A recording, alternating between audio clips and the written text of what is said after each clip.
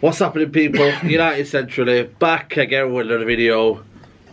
How's it going, mate? You liking the studio? I'm loving the studio. It is looking dapper, mate, isn't it? Not too bad, innit? Shout out to B Studio Works, Manchester Arndale. If you want to book a studio and you want some studio space, come check them out. Decent place, decent staff. And do you know what I mean? Enough to do our podcast, but Adam, how's it been? Yeah. How's the international break treating you? Nice and chilled, mate. Nice and chilled. Yeah. I actually had a fun live stream last night with no pressures. You know what? No pressures. It's crazy, isn't it? Like, there's no talking results. There's no. But then again, we're talking about England, and you know what I mean. As much as I love England, yeah, club football for me is just the bread and butter. It's the one where you look forward to match of the day. Getting up in the morning, you know what I mean? Yeah. Going to match days, that feeling, that buzz, you know what I mean? You know what I mean? Like just that buzz feeling. It's not there international. It's not there, is it? As much as we love it, I think internationals for summers, innit? Yeah. Summertime when I'm fed up of club football and I'm worn out after a long hard season, I think internationals are there, and I think that's what they're good for. Yeah. Right? It's hard to throw everything in, and you know that it's affecting the club. Yeah. In a way, I'm not saying there shouldn't be internationals or anything, but the back of your mind, you're always thinking, is he going to get injured? Exactly. Is this going to affect his form in any case? And that's what you're always thinking about an international break. I mean, Rashford did well. Jesse Lingard pulled out. Wan-Bissaka. You know what I mean? Maguire, little niggle. You know what I mean? There's no love for me there. So, no, I think what did we have there? Of everyone who was going, how many did we have playing? I can think of note was Lindelof, Matic, Rashford, De Gea didn't even start above Kepa. Says a lot now, Says a lot now, you know what I mean? Yeah, definitely. And Lindelof, Matic, Rashford, Maguire, that's all I can think of. Even McTominay got hauled off for Scotland. Wow. I mean, come on. Just goes to show. There's a lad playing for Blackburn that's ahead of him, and it's crazy. But going into United, this is a podcast, so we're going to talk all things United. Van der Sar, I heard you putting out the rumours on the Twitter last night. It's building up. Van der Sar for director of football. Where's that come from? At first, we didn't think he'd leave Ajax, but he's saying that Man United are a better prospect than Ajax. If you look at it in terms of their structure and how they are run as a football club, they're a proper well-run club. And he's almost sacrificed himself. And United have come calling, maybe desperately, you know what I mean? They've come calling with mega bucks, and they said to him, listen, I want you to be part of this rebuild. And what's your thoughts on that, on Van der Sar becoming director of football? If it happens, and it's not a smoke screen. No. I'm all for it. I put the question out on Twitter before. It got quite a bit of feedback, to be honest. But it was a truthful and honest question. It simply was. It's perfect timing again. When international football's on, there's nothing to talk about for United fans. There's no football players to moan about, performances, what's Ollie doing, this and that. Do they have to? Something always comes out every international break. Exactly. I just hope this isn't a smokescreen just to appease the fans. Yeah, exactly that. But looking at it on a realistic, if it did happen, before this summer, Ajax had about $250 million in the bank. And then they sold De Ligt. Who else? De Jong went. There's a few went. Van der Beek was about to go. There's there's a good core there team that went. Add that money to what they already had in the kitty, and that's the work that Ajax do. Like you said, the way they run. And if a part of that wants to come to United, an ex-United player as well at that. Yeah. And I've got a big thing about ex-United players. We're like a retirement home from exactly. It's crazy. It's doing me head in. They all just keep cropping up somewhere. From top to bottom, it's like United ex-players and managers all the way through. But this one is This looks genuine person who has done the job before, which was my biggest gripe with Rio. Yeah. When that rumour came out, I wasn't for it because I don't think Van der Sar is doing anything in his career or anything right now other than doing that job. Yeah. And that's what United need. We don't need someone who's going to be part-time. No. We need a full-on, like Pep's guy at City. Yeah. Klopp's guy, Liverpool, they're all 100% into director of football. And he's there at every game, he's there, he's participating in things like that. Van der Sar's got a good track record at Ajax. He's got in a few players, like Ziyech, a couple of ballers that he's brought through. But then again, something just tells me, is this another thing where the Glazers, what can we do to appease the fans? Ole Gunnar Solskjaer, they'll keep him in there until he's hung to dry, they'll keep him in there. Yeah. Van der Sar, do you know what? It's not going well now. The results are not going well, but do you know what? Let's get something to look forward to. in the coming months and say, you know what, if Van der Sar comes in now, he'll be able to rebuild the squad. So are you looking at it in the sense of still it's a good move for United, or are you seeing it as something that just to appease the fans? Mate, from the summer that we had and the way United have been acting recently, I mean, it was the BBC who came out with it mainly. They're the ones who broke it, and there is obviously something behind it. We are obviously looking for a director of football, so we know that this is something that is on the agenda, that is supposed to be happening at United. The fact that it's happening now is my issue. Why didn't it happen last season when we knew this summer was massive for all? And we knew that going into this season, if we didn't make top 4, then the Adidas money's gone. There's no Champions League money. So what's a director of football got to work with? That's my issue. That's it. What has he got? Because you've got the no money issue, but then you've got what are players attracted to United for apart from history? And a bumper wage maybe, because we ain't got no European football. It doesn't look like we're progressing. We're in decline. So if you're coming from abroad, which a director of football is brought in for, because we all know the talent in England and this country, Van der Sar's in to find the gems, and I can see it both sides of it. He's having to look for the gems and bring them through because we haven't got a lot of money now. Or I'm angry because if you look at the they haven't given him the best chance. Look at the net spend. You know what I mean? It's probably the lowest, you know what I mean, in years. I'm just looking at it in the case of, are they going to clash Ed Woodward and Van der Sar? Van der Sar's going to try and bring his ideas in. Ed Woodward's going to be like, you know what, no, I want a commercial kind of signing. So he has to, if it's going to work, Van der Sar needs to come in there and say, listen, Ed Woodward, you're a banker. You stick to what you're good at. You cannot do the chief executive role and go finding the right kind of players, because Ed Woodward hasn't got the footballing knowledge. We all know that. He's brought in so many players. If you look at it, Lukaku hasn't worked well, sold him. And even Pogba now is still trying to find, the right Pogba. Fred, 50 million out of nowhere. Where's that come from? If you look at it, Matic, Falcao, Di Maria, they did all these signings gone for no reason. Van der Sar needs to come in there and say, listen, I'm going to buy Van der Beek because you know what? It suits the playing style of Man United. I'm going to get a Ziyech because it suits the playing style of Man United. Wingers, fast, moving forward. I want Van der Sar to come in there and say, you know what? I'm going to go in there and I'm going to get the right players that fit the United style. And that's what I want from me. The director of football has to balance it out. Wages as well. That's a big issue for me. Wages, honestly, mate, that has got to stop.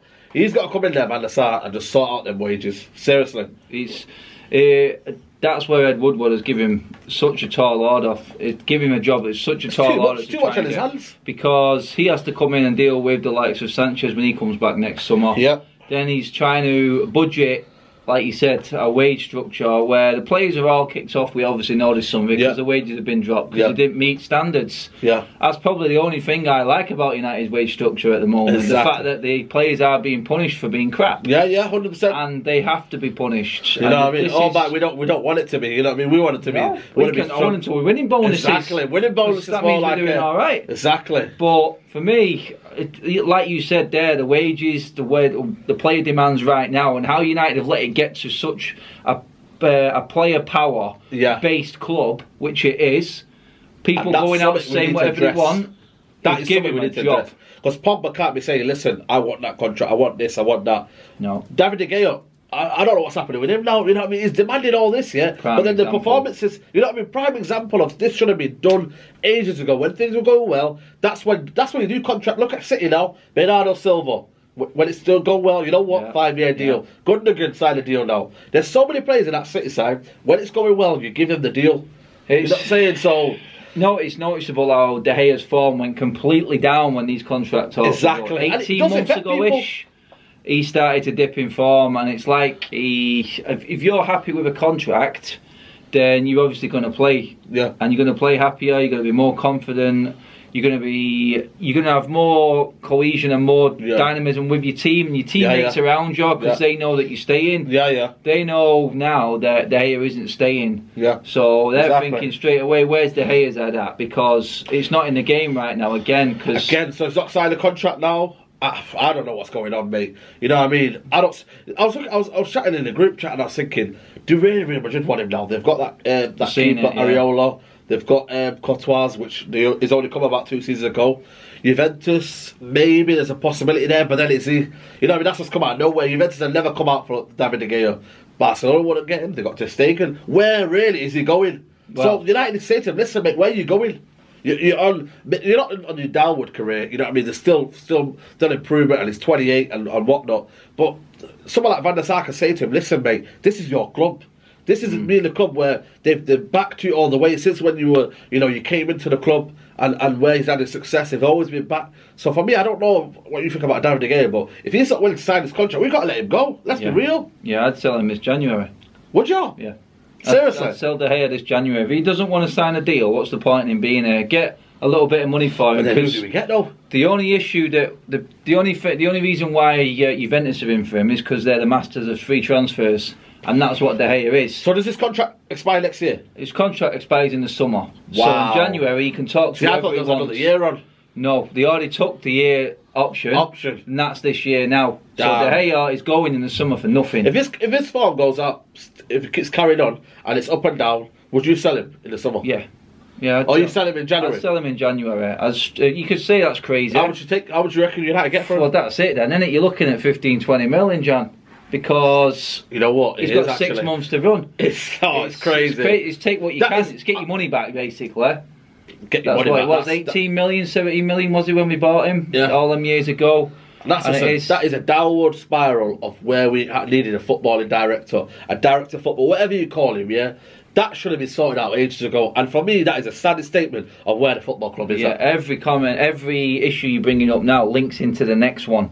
It's like a spiral. You go from the director of football talking Van der Sar to issues that have happened because that director of football isn't there. It just leaks down into it all the way through from the top to bottom, and it's always been the same since Gill and Fergie left. It's been the same. David Gill was a key one for me when he left for me because he was getting people in their contracts. He was sorting out deals straight away. He was getting players in June when before the season just finished. He was getting players like Nani in. You know what I mean? And Anderson, yes, they weren't great and they were inconsistent, but he was at least getting the deals in straight away. Was done and dusted before the start of the season. Before the end of the season. Sorry, he knew what United needed basically because he was consistently communicating with Fergie. Yeah. They were both on the same wavelength, and it showed. It showed even when we didn't have the takeover. When he was running it through the shares for everyone, it was open on the stock market. Yeah. You could see because we bought Rooney, and he literally came out and said straight away, because we've bought Rooney, we've gone into next year's budget because we couldn't let Rooney go. When there was a player available, we would blow our budget and then save the season after and not spend anything exactly. And then the Glazers bought the club, and since then, Ferguson's been singing the tune, but we all knew that Ferguson could get a tune out of his players. That's the difference. Not many players. One talking, Roy Keane has had a lot to say this week. For me, unleaded really. Unleaded, man. You got a manager who's giving you a career, and people talk about this nonsense about Sir Ferguson's a part to blame in this as well. But you don't damn a manager, you know what I mean, for your benefit. He's damned what's that Irish player? He plays for he used to play for Burnley. You know, for me, comments, I don't know how you feel, but for me it's a shame of a manager who's giving you a legacy, who's giving you a career. Yes, he could have went to any other football club, but he didn't have the same career, did he? That Southgate gave him the captaincy, gave him the leadership role to go on and thrive at Man United. I don't know how you feel, but I thought that was a bit of a... I mean, Roy Keane I love Roy Keane. Yeah. An absolute on the pitch, awesome player. Awesome player who dragged our team through. Yeah. Absolute mires at times and desperate situations. But he is a perfect example of a man that retired or left football at the exact right time. Yeah, because he has, and it's seen in managerial, how he can only be a number 2. Yeah. How the players talked about him in the Ireland squad when he went to training, how scared they was of him. Exactly. Yeah, there is some sort of scare that you do need there, and you do need to be sort of respectful of the people who are in charge, but to the point that he says it and what he does it, all he seems to do, and I think it was Tony Cascarino on TalkSport was saying it. He was saying all he's doing these days, he isn't criticising or doing constructive criticism. No. All he's doing is he's just absolutely slaughtering people. Yeah. He's called out Harry Maguire as well. He said Harry Maguire's not good enough. Why do that? He's just come in the club. He hasn't got time to prove. He's only, you know what I mean, he's been at, 4 or 5 games? You know, and you're telling him, you know what, I don't think he's good enough. He has got a serious vendetta against Ferguson, and anything linked with Ferguson is obviously... I've never known a man hold a grudge as long as Roy Keane has, exactly. To be honest. Unless you're Michael Owen with David Beckham. I can't believe what he said. Idiot. Man. Crazy, man. But yeah, Roy Keane, for me, he just doesn't belong in modern day football. In punditry, you can see where he's going though, but you put the United team that Roy Keane came into, you throw social media into their lifetime. I know. And they're just the same. Exactly the same. It's all right saying, oh, back in my day, back in my day, that, but whatnot. Time moves on. Things change, society changes completely. We all know how different it is now compared to what it was back in the early 90s. And when you talk about Jesse Lingard about his fashion deals, you know what I mean? Yes, that's, you know, he's not football related, but then again, we're in 2019. These things happen now. There's fashion brands that are coming at you and want to sponsor them, because at the end of the day, if Jesse Lingard promotes the little kids that love him, you know what I mean, and adore him, you know what I mean, as much as he's not going well on the pitch, but it's one of them for me. You got me. You never slate a manager who's brought you up. Yes, Ferguson has done some things in the past that he's not proud of, but you just never slate a manager. It's not so much that he was saying that he didn't think it was right how Brian Robson was treated when he left Steve Bruce, but you don't speak for other people. You let them say it. You let them say what they've got to say, and if they agree with him, fair enough. But they've not said anything, so you don't need to bring them up for the sake of trying to make public viewings on a programme with Gary Neville sat there next to you like a little puppy dog, which you look like. Exactly. And for me, I can understand a lot of things that Roy Keane says, but he is sort of in the Stone Age in terms of how he sees it these days. I mean, it's like it said it all in the was it the World Cup when he stormed off because he didn't think the facilities were right, and you know what I mean. It's as if he's asking for VIP treatment. It's crazy. It is. He's sort of he's just got that aura around him, like he was the best, which he probably was, and no one else has been better since. And the way he played football, no one else will ever play that again, because like we just said, society's game, football's changed. It's a totally different ballpark now, and he just needs to. There's no one going to be able to tell him because they're all too scared to tell him. Exactly. And that's the problem with him. That's the problem with no one has got the balls to front him up and tell him because he's got that aura around him. So all he knows is the Roy Keane way, which for us and the way we're seeing football now, it just. And we were around when Roy Keane was playing. We knew what it was like, but we've had to change. Our work's had to change. You know what I mean? The way football's interacting now has changed. Exactly. You've got media stuff and that, but.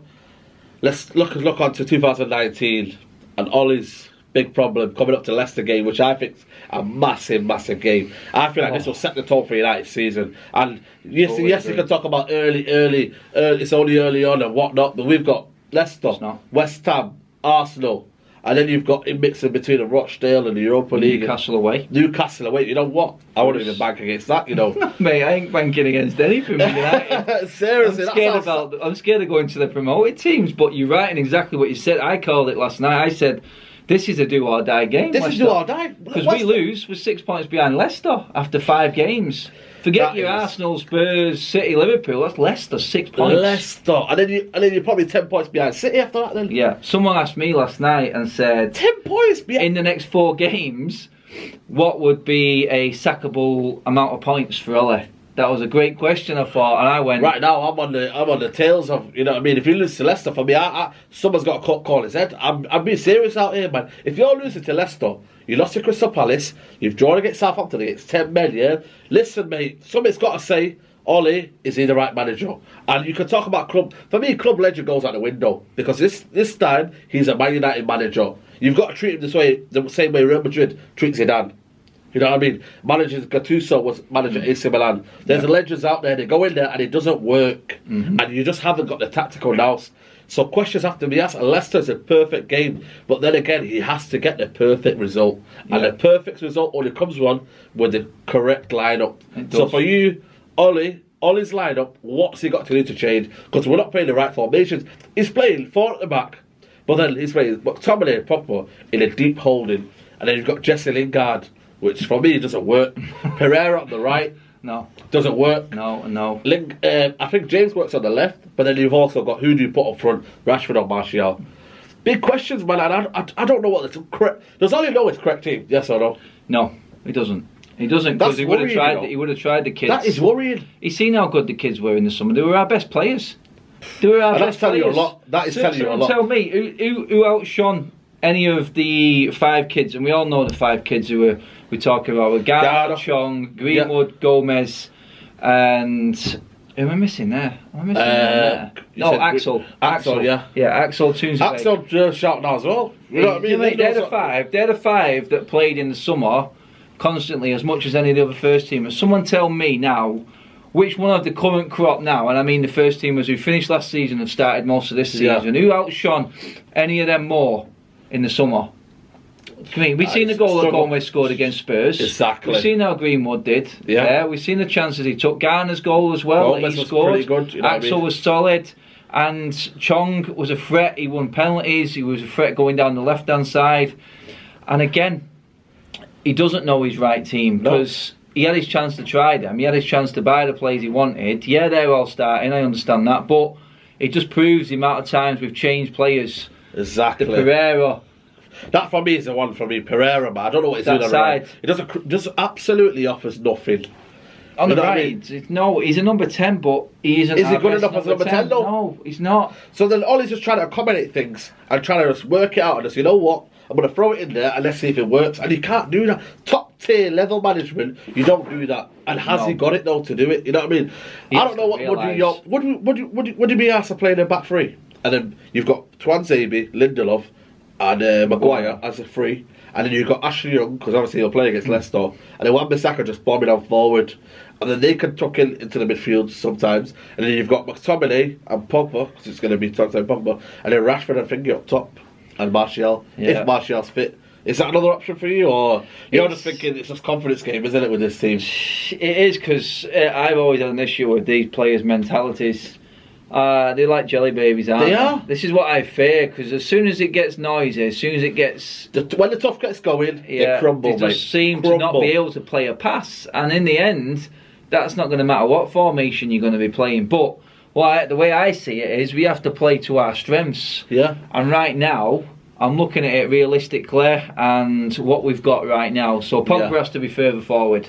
Well, that's evident. Pogba, if that's not evident following Solskjaer... I'm looking at Paul Pogba. Give him the free roll.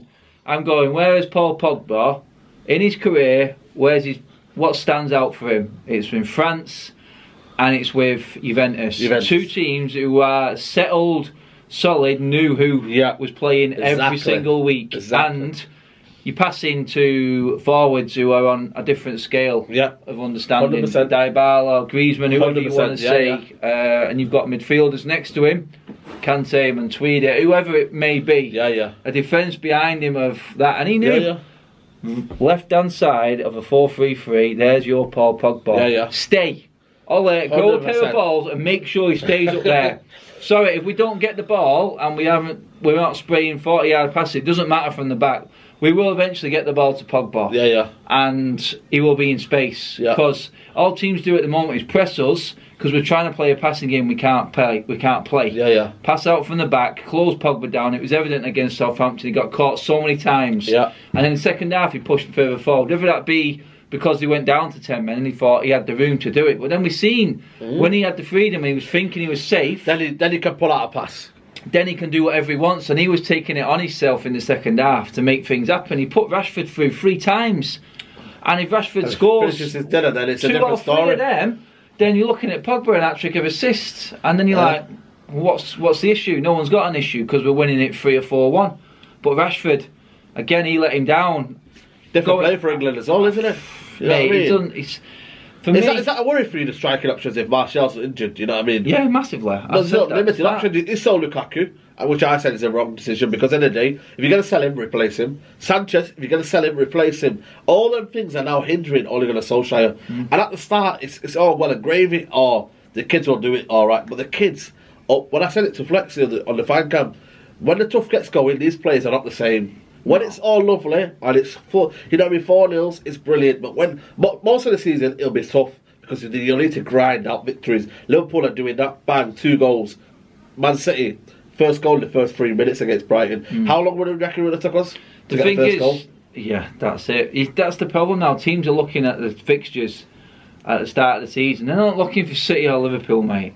They're looking for United because they know that we are there for the taking, and they can take a scalp. They're back in the Premier League. Villa, Norwich, it's a big scalp, you know. Sheffield United. They're thinking, when United come to town, I haven't got an ounce of confidence in my team going to any one of them grounds. Exactly. The atmospheres are banging. They play the Championship way, which is fast, furious, closing down, kicking 7 lumps of shit out of each other. Yeah. Winning the ball back as high up the pitch as possible, and you look at that United team and how they've performed so far this season. I'm not saying they haven't got it in them, but the confidence level at the moment, I'm fearing going to grounds like that.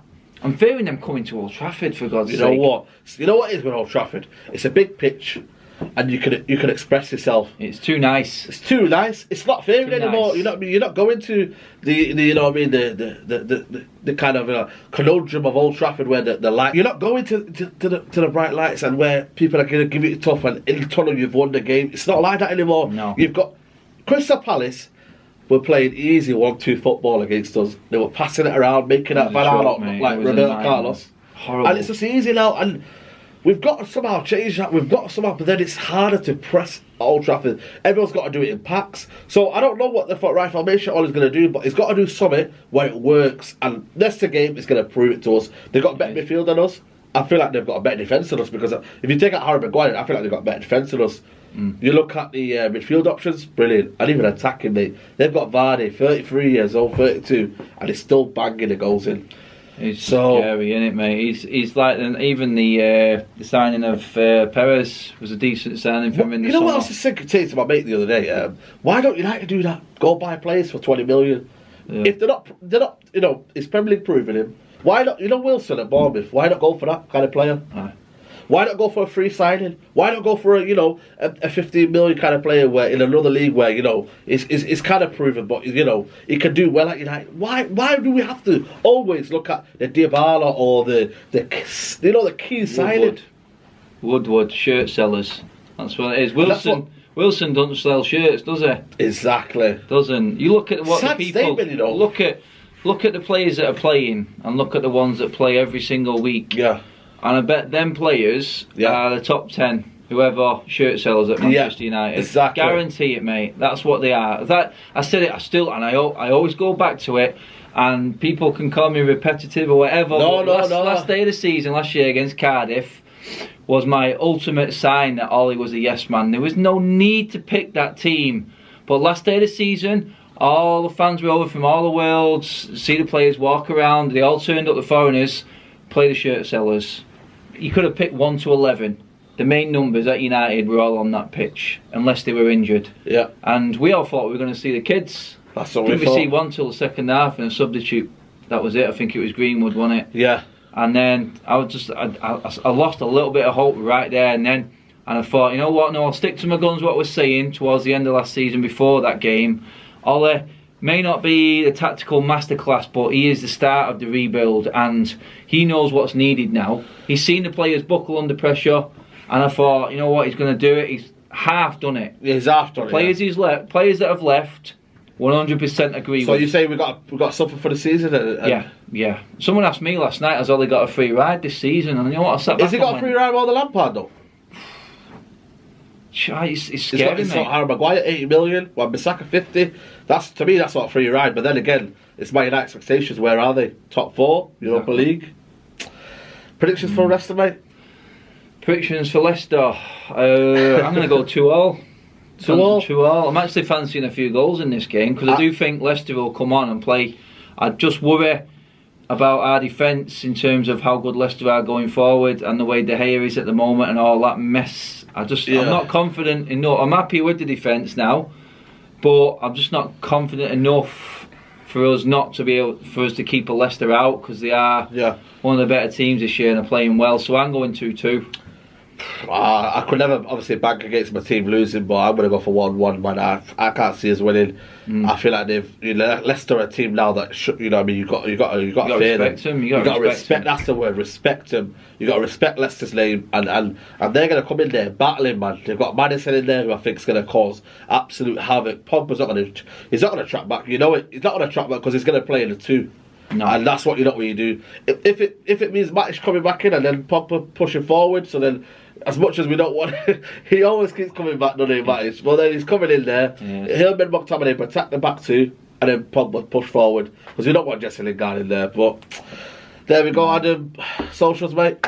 Yep, Twitter Adams.Frio, Instagram AdsADZUTD United, and obviously Mad Red United YouTube channel as always. Yeah, go check him out. There. Yeah, man, go check him out. We'll do a video now after this. I think it'll be a 1 to 11. Or yeah, we're gonna do something different just for a bit of fun on international break. Yeah, that's it, mate. But yeah. Pretty depressing, but you know what I mean. That's what United have done to us, mate. You know what I mean. We're trying to find some solace. We're trying to find some positivity, but it remains to be seen. But yeah, if you like the video, subscribe to United Central. Subscribe to Mad Red United. Big content on this channel. But yeah, you know what to do. Like the video, subscribe to United Central, and I'm out, guys. Peace.